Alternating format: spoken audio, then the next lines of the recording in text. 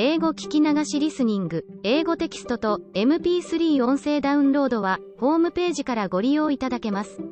88thpp.com 88thpp.com Chapter 8 Joe meets Apollyon.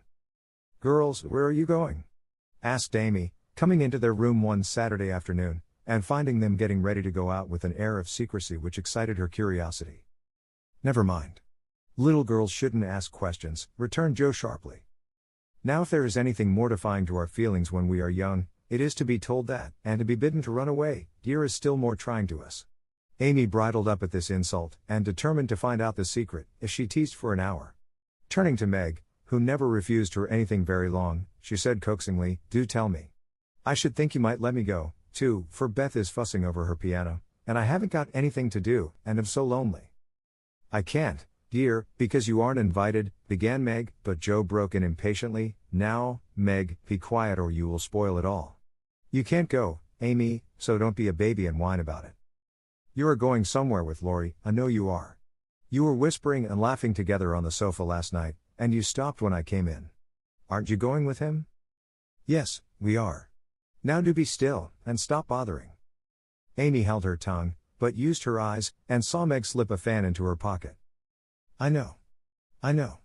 You're going to the theater to see the Seven Castles," she cried, adding resolutely, "and I shall go, for Mother said I might see it, and I've got my rag money, and it was mean not to tell me in time." "Just listen to me a minute, and be a good child," said Meg soothingly. "Mother doesn't wish you to go this week, because your eyes are not well enough yet to bear the light of this fairy piece. Next week you can go with Beth and Hannah, and have a nice time. I don't like that half as well as going with you and Laurie. Please let me. I've been sick with this cold so long, and shut up, I'm dying for some fun. Do, Meg. I'll be ever so good," pleaded Amy, looking as pathetic as she could. "Suppose we take her?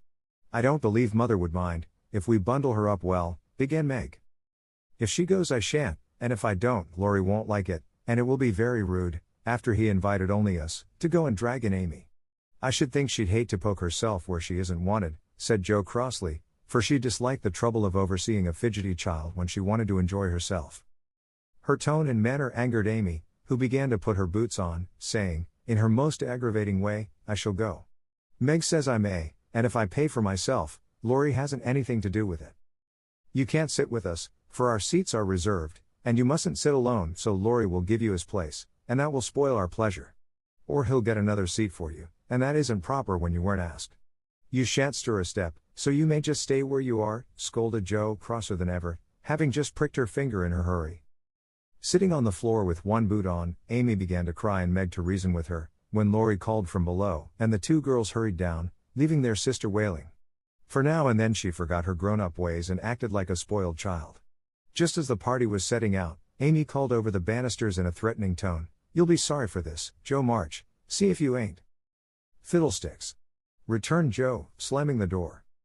They had a charming time, for the Seven Castles of the Diamond Lake was as brilliant and wonderful as heart could wish. But in spite of the comical red imps, sparkling elves, and the gorgeous princes and princesses, Joe's pleasure had a drop of bitterness in it. The Fairy Queen's yellow curls reminded her of Amy, and between the acts she amused herself with wondering what her sister would do to make her sorry for it. She and Amy had had many lively skirmishes in the course of their lives, for both had quick tempers and were apt to be violent when fairly roused. Amy teased Joe, and Joe irritated Amy, and semi-occasional explosions occurred, of which both were much ashamed afterward. Although the oldest, Joe had the least self-control, and had hard times trying to curb the fiery spirit which was continually getting her into trouble. Her anger never lasted long, and having humbly confessed her fault, she sincerely repented and tried to do better. Her sisters used to say that they rather liked to get Joe into a fury because she was such an angel afterward. Poor Joe tried desperately to be good, but her bosom enemy was always ready to flame up and defeat her, and it took years of patient effort to subdue it. When they got home, they found Amy reading in the parlor. She assumed an injured air as they came in, never lifted her eyes from her book, or asked a single question. Perhaps curiosity might have conquered resentment, if Beth had not been there to inquire and receive a glowing description of the play. On going up to put away her best hat, Joe's first look was toward the bureau, for in their last quarrel Amy had soothed her feelings by turning Joe's top drawer upside down on the floor. Everything was in its place, however, and after a hasty glance into her various closets, bags, and boxes, Jo decided that Amy had forgiven and forgotten her wrongs. There Jo was mistaken, for next day she made a discovery which produced a tempest. Meg, Beth, and Amy were sitting together, late in the afternoon, when Jo burst into the room, looking excited and demanding breathlessly, "Has anyone taken my book?" Meg and Beth said, "No," at once, and looked surprised. Amy poked the fire and said nothing. Jo saw her color rise and was down upon her in a minute. "Amy, you've got it." "No, I haven't." "You know where it is, then?" "No, I don't." "That's a fib," cried Jo, taking her by the shoulders, and looking fierce enough to frighten a much braver child than Amy. "It isn't. I haven't got it, don't know where it is now, and don't care. You know something about it, and you'd better tell at once, or I'll make you." And Jo gave her a slight shake. "Scold as much as you like, you'll never see your silly old book again," cried Amy, getting excited in her turn. "Why not?" "I burned it up." "What?" "My little book I was so fond of, and worked over, and meant to finish before Father got home." "Have you really burned it?" said Jo, turning very pale, while her eyes kindled and her hands clutched Amy nervously. "Yes, I did. I told you I'd make you pay for being so cross yesterday, and I have, so." Amy got no farther, for Jo's hot temper mastered her, and she shook Amy till her teeth chattered in her head, crying in a passion of grief and anger. "You wicked, wicked girl. I never can write it again, and I'll never forgive you as long as I live." Meg flew to rescue Amy, and Beth to pacify Jo, but Jo was quite beside herself, and with a parting box on her sister's ear, she rushed out of the room up to the old sofa in the garret, and finished her fight alone. The storm cleared up below, for Mrs. March came home, and, having heard the story, soon brought Amy to a sense of the wrong she had done her sister. Jo's book was the pride of her heart, and was regarded by her family as a literary sprout of great promise. It was only half a dozen little fairy tales, but Jo had worked over them patiently, putting her whole heart into her work, hoping to make something good enough to print. She had just copied them with great care, and had destroyed the old manuscript, so that Amy's bonfire had consumed the loving work of several years. It seemed a small loss to others, but to Jo it was a dreadful calamity, and she felt that it never could be made up to her. Beth mourned as for a departed kitten, and Meg refused to defend her pet. Mrs. March looked grave and grieved, and Amy felt that no one would love her till she had asked pardon for the act which she now regretted more than any of them. When the tea bell rang, Jo appeared, looking so grim and unapproachable that it took all Amy's courage to say meekly, "Please forgive me, Jo. I'm very, very sorry." "I never shall forgive you," was Jo's stern answer, and from that moment she ignored Amy entirely. No one spoke of the great trouble, not even Mrs. March, for all had learned by experience that when Jo was in that mood words were wasted, and the wisest course was to wait till some little accident, or her own generous nature, softened Jo's resentment and healed the breach. It was not a happy evening, for though they sewed as usual, while their mother read aloud from Bremer, Scott, or Edgeworth, something was wanting, and the sweet home peace was disturbed. They felt this most when singing time came, for Beth could only play, Jo stood dumb as a stone, and Amy broke down, so Meg and Mother sang alone. But in spite of their efforts to be as cheery as larks, the flute-like voices did not seem to chord as well as usual, and all felt out of tune. As Jo received her goodnight kiss, Mrs. March whispered gently, "My dear, don't let the sun go down upon your anger. Forgive each other, help each other, and begin again tomorrow." Jo wanted to lay her head down on that motherly bosom, and cry her grief and anger all away, but tears were an unmanly weakness, and she felt so deeply injured that she really couldn't quite forgive yet. So she winked hard, shook her head, and said gruffly because Amy was listening, "It was an abominable thing, and she doesn't deserve to be forgiven." With that she marched off to bed, and there was no merry or confidential gossip that night. Amy was much offended that her overtures of peace had been repulsed, and began to wish she had not humbled herself, to feel more injured than ever, and to plume herself on her superior virtue in a way which was particularly exasperating. Jo still looked like a thundercloud, and nothing went well all day. It was bitter cold in the morning, she dropped her precious turnover in the gutter, Aunt March had an attack of the fidgets, Meg was sensitive, Beth would look grieved and wistful when she got home, and Amy kept making remarks about people who were always talking about being good and yet wouldn't even try when other people set them a virtuous example. "Everybody is so hateful, I'll ask Laurie to go skating. He is always kind and jolly, and will put me to rights, I know," said Jo to herself, and off she went. Amy heard the clash of skates, and looked out with an impatient exclamation. "There! She promised I should go next time, for this is the last ice we shall have. but it's no use to ask such a crossbatch to take me. Don't say that. You were very naughty, and it is hard to forgive the loss of her precious little book, but I think she might do it now, and I guess she will, if you try her at the right minute, said Meg. Go after them.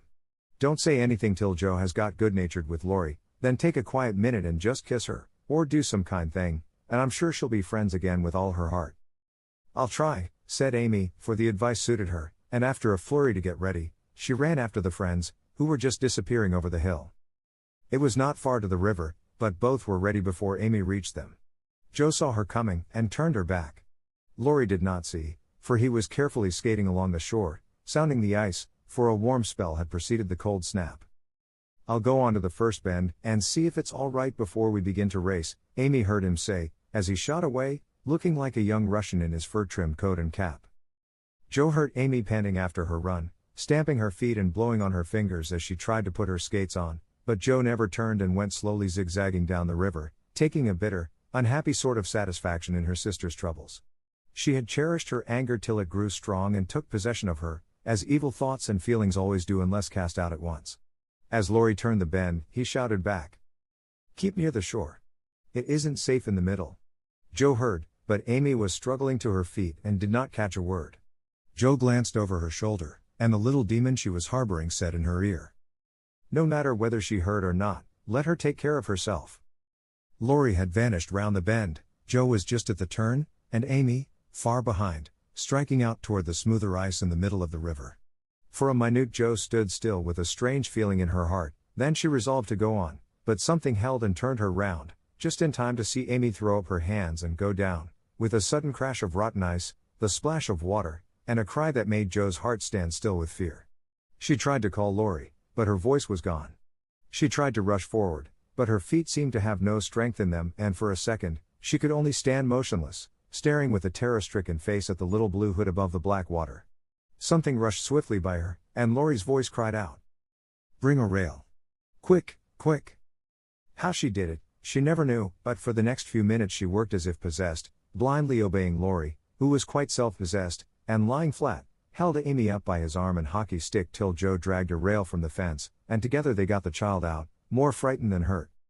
"Now then, we must walk her home as fast as we can. Pile our things on her, while I get off these confounded skates," cried Lori, wrapping his coat round Amy, and tugging away at the straps which never seemed so intricate before. Shivering, dripping, and crying, they got Amy home, and after an exciting time of it, she fell asleep, rolled in blankets before a hot fire. During the bustle Joe had scarcely spoken but flown about, looking pale and wild, with her things half off, her dress torn, and her hands cut and bruised by ice and rails and refractory buckles.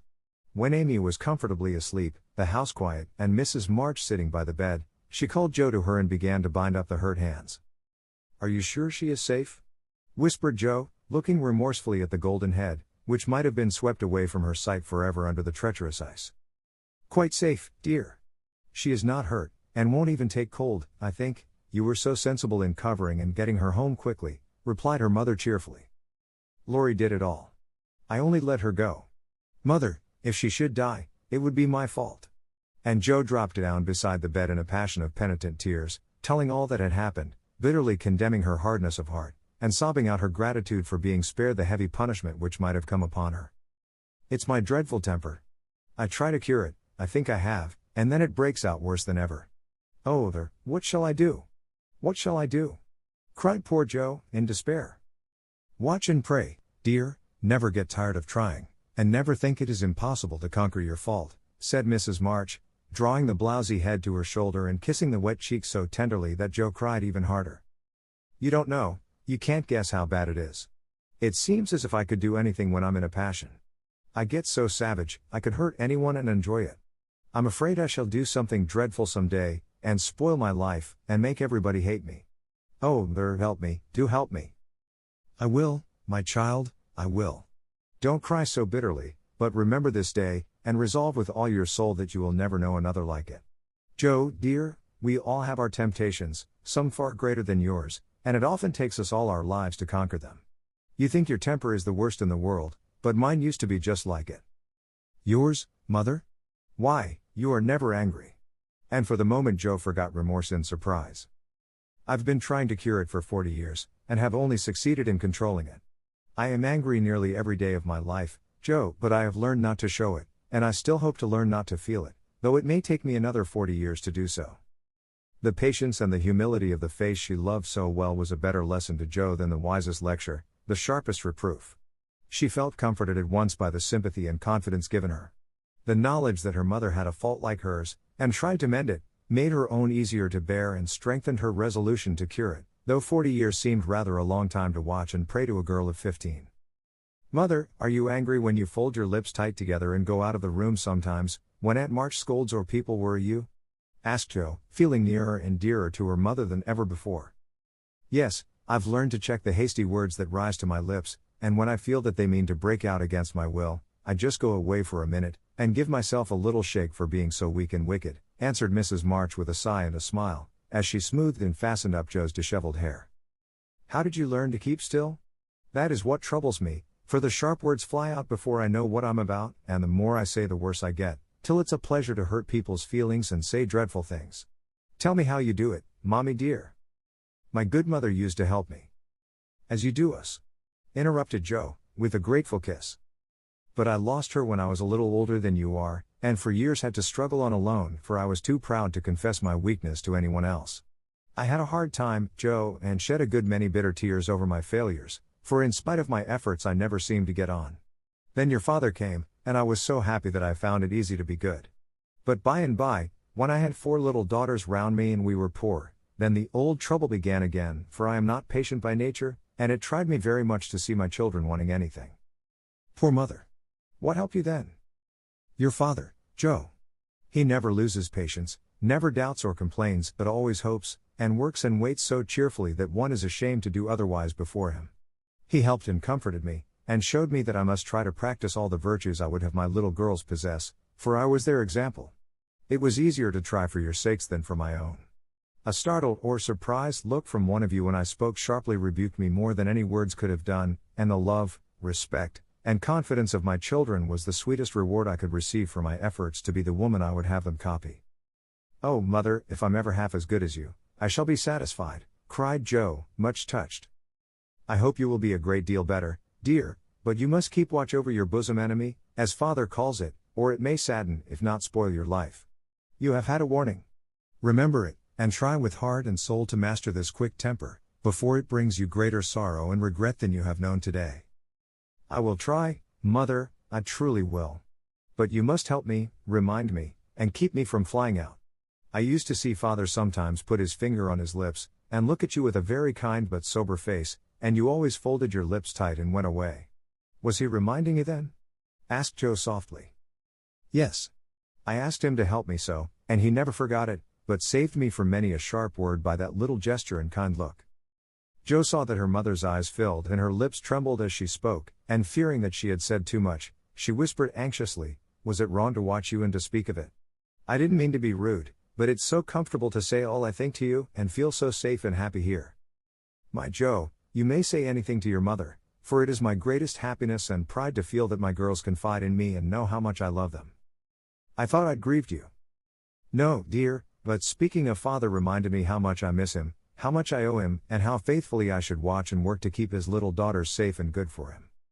Yet you told him to go, Mother, and didn't cry when he went, and never complain now, or seem as if he needed any help, said Joe, wondering. I gave my best to the country I love, and kept my tears till he was gone. Why should I complain, when we both have merely done our duty and will surely be the happier for it in the end? If I don't seem to need help, it is because I have a better friend, even than Father, to comfort and sustain me.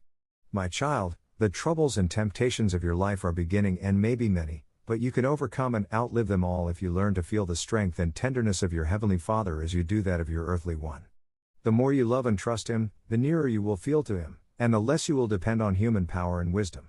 His love and care never tire or change, can never be taken from you, but may become the source of lifelong peace, happiness, and strength.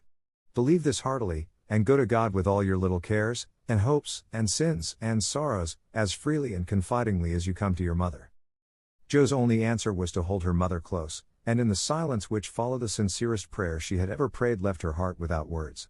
For in that sad yet happy hour, she had learned not only the bitterness of remorse and despair, but the sweetness of self-denial and self-control, and led by her mother's hand, she had drawn nearer to the friend who always welcomes every child with a love stronger than that of any father, tenderer than that of any mother.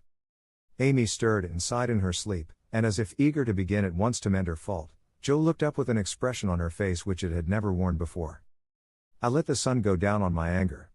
I wouldn't forgive her, and today, if it hadn't been for Laurie, it might have been too late. How could I be so wicked? Said Joe, half aloud, as she leaned over her sister, softly stroking the wet hair scattered on the pillow. As if she heard, Amy opened her eyes, and held out her arms, with a smile that went straight to Joe's heart. Neither said a word, but they hugged one another close, in spite of the blankets, and everything was forgiven and forgotten in one hearty kiss. 英語聞き流しリスニング、英語テキストと MP3 ダウンロード、その他の物語は、ホームページからお聞きいただけます。88thpp.com 88thpp.com